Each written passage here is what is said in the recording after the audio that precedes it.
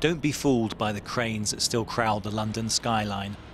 In Britain and other battered economies, companies are not in building mode. Instead, they're thinking hard about which investments they should axe. It's a stressful time for managers. Without clear guidance from above, they have to guess whether their own project will survive. Help is at hand, however.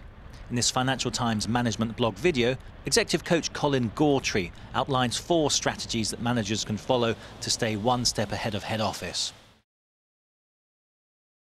I think the first thing you can do is to really start to get creative about what may be happening in the future. So what are the different scenarios that could be coming through? I mean, the last 6 months has shown us that almost the unthinkable can be happening. So you need to start to collect your thoughts about what could be the future in the next 6 to 12 months that is really going to impact your work.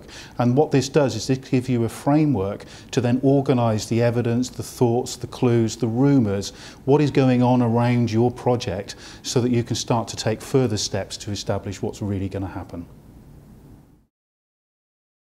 I think the second thing you can do is to actually start to grow the level of knowledge that you've got, particularly in uncertain times. So talk to people around the organisation, not only in your own division, but elsewhere in the organisation, maybe in different functions, even different countries, would be well worthwhile, because you then start to get a different angle. Somebody else's take on it may be slightly different from yours, which will stimulate the way you can think about the different scenarios that you've created.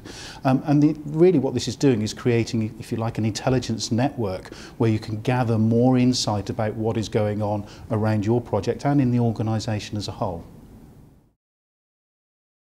The third thing you can do is to start to grow your political base. We find that a lot of people have invested in maybe 1 or 2 key individuals for support, maybe even protection over a period of time. But in very uncertain times, you need to be able to potentially call on a very wide range of people around the organisation, powerful people who you can impress with the thinking that you've got about the different scenarios, and start to actually get them to advocate you around the organisation. That's, if you like, a little bit of an insurance policy when things potentially start to get a little bit scary. And you're also, during that process, gaining more intelligence that you can feed into your scenario analysis, so you can maybe start to see what is going to emerge as a reality.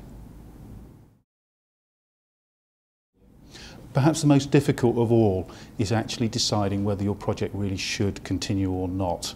And it's a very, very tough call for you to make as a career-minded, ambitious individual. But what the last 6 months has taught us is that what was valid 6 months ago is no longer valid, or not necessarily valid today. So I would encourage you to actually start to radically and rationally review the state of your project to make your own personal decision whether it should continue or not.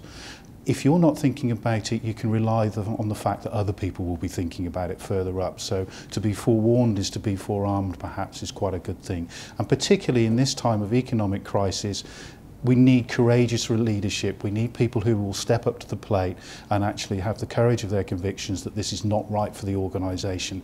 And this is perhaps your opportunity to show the real talent that you've got.